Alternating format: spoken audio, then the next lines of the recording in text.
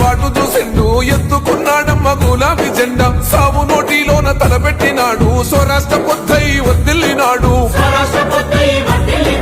పథకాలు ఎన్నో పంచినాడమ్మా ప్రజల గుండెల్లోన నిలిచినాడమ్మ 2000 ఇచ్చే పెంచెను నేడు 5000కు పెంచుతానండు